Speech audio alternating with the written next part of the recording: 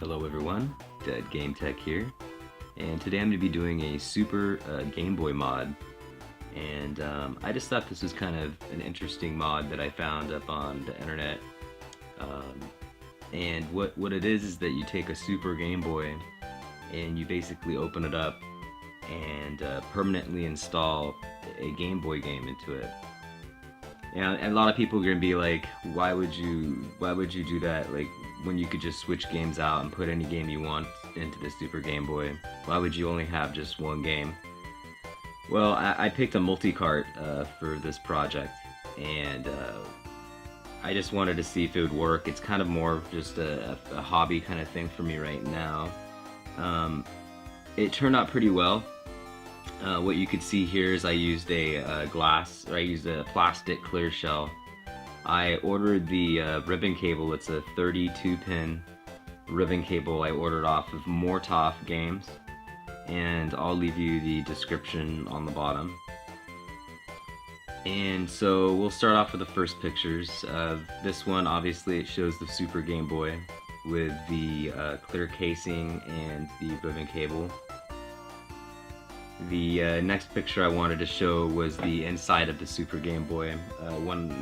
When I opened it, you could see there's quite a bit of dust, and the terminals down on the bottom, they definitely need to be cleaned up. And I even cleaned up the input slot where the Game Boy goes in for later use. I'm going to be removing that, but I decided to clean that anyways, just so that I can reuse it later if I have to.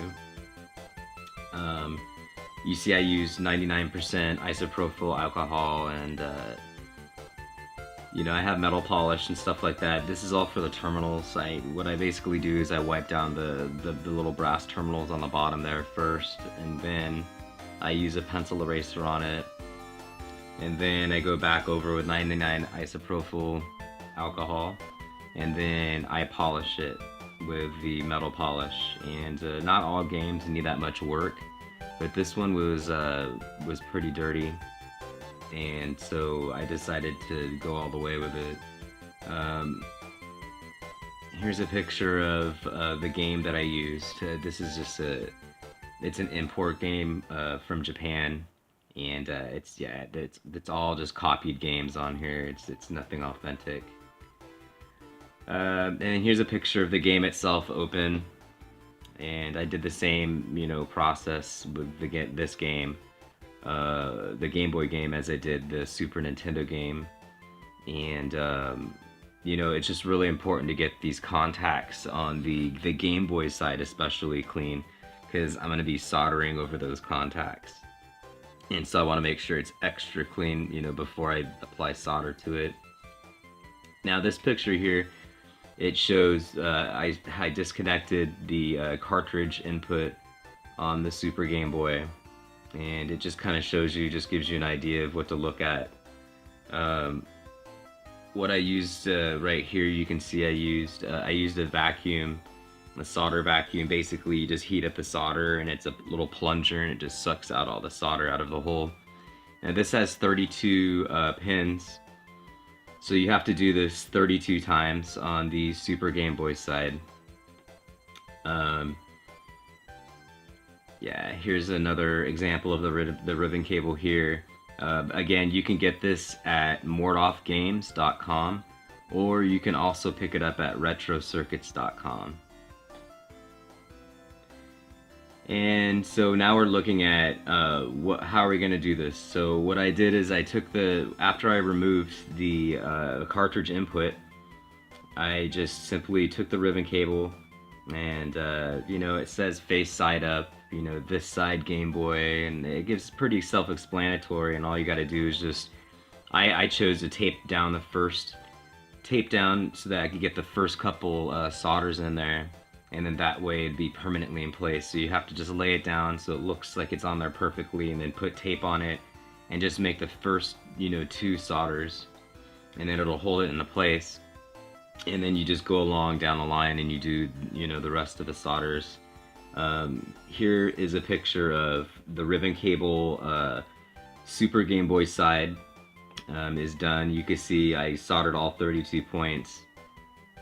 Now Now this next picture, you see I had to solder onto the Game Boy side, which is also 32 points. So I taped down the ribbon cable and the Game Boy game just so they don't move, and you have to line them up perfectly so that you can see that they're all lined up. And then you just go ahead and solder across. It's pretty much that easy. It seemed to work out pretty good. I ran into one problem where on the Super Nintendo side, pin number 7 on the bottom, I had an issue with, and all I did was I just resoldered it. I just applied a little bit more solder to it, and it seems to fix everything. So now we have the clear case, and there's modifications you have to do to any kind of case, whether it be a clear case or just a regular Super Nintendo case. You have to mod the case a little bit. So what you're gonna have to do is cut away plastic in order to fit in that Super Game Boy, with the Game Boy game, attached to it. So if you look at this picture here, you can see on the bottom clear case, I cut away the bottom right corner. All the plastic was cut off from there.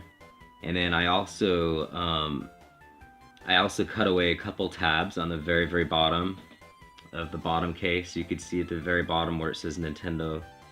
I took away a couple tabs there.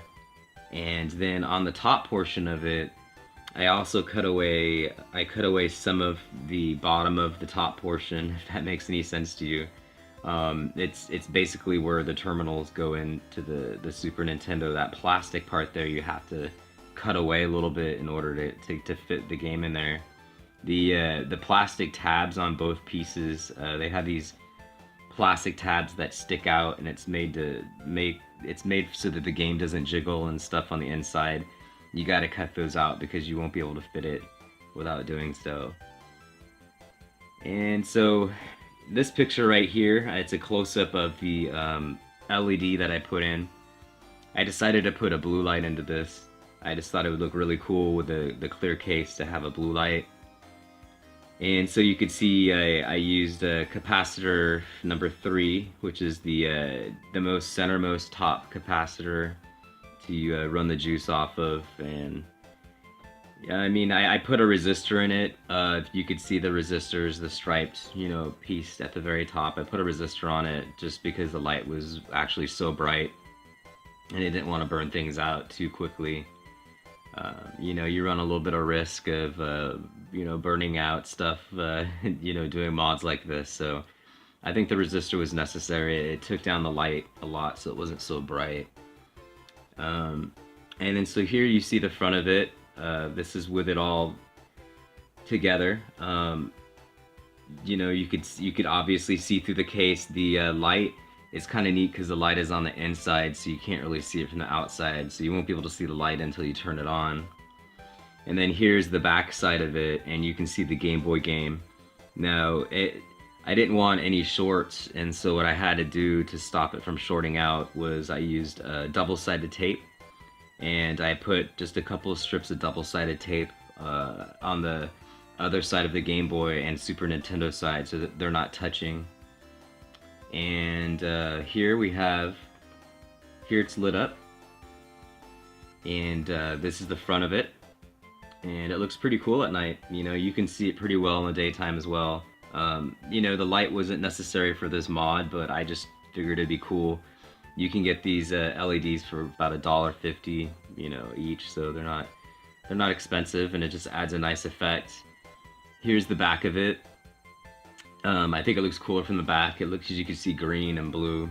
It looks like it's multicolored, but it's only one LED.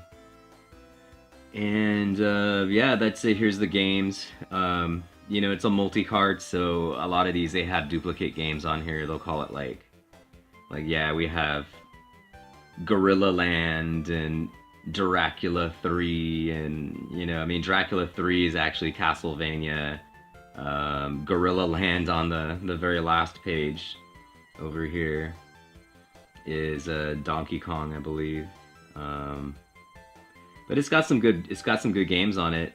I picked this one out of all my multi-cards because you know, it's a good one, but also it's not the most expensive one that I have, so I didn't want to mess up something. And you know, the Super Game Boy, I mean, I just ordered it on eBay. They're going at the time of this video, they're going for about 15 bucks or less.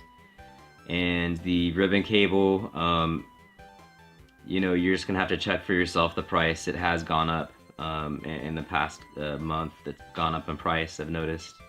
But you're gonna have to check the price on Mordoff Games and see how much they're selling them for now. I think there's a limited availability on them, so that's why they're going up. And yeah, the case I got from Mordoff Games as well. It's just a clear case, and I'm thinking about picking up a green case next time, a clear green, and then I'll put in, you know, another LED and see what happens with that. And probably what I'm gonna do is just pick up, you know, on eBay. I'll probably order out of China, and I'll get a multi-cart that has like 3 Zelda games on it and all the Pokemon games, and you know, and then try and make maybe a Zelda card out of it or something just for fun, and you know. But anyways, I just wanted to share this with all you because I haven't made a video. I'm sorry, in months, and it's kind of hard to do all of this and make videos at the same time. I mean, much respect to daily YouTubers out there, but I just wanted to touch back with all of my subscribers and then also, you know, show something kind of cool. But anyways, I hope you enjoyed my video, and I'll see you next time.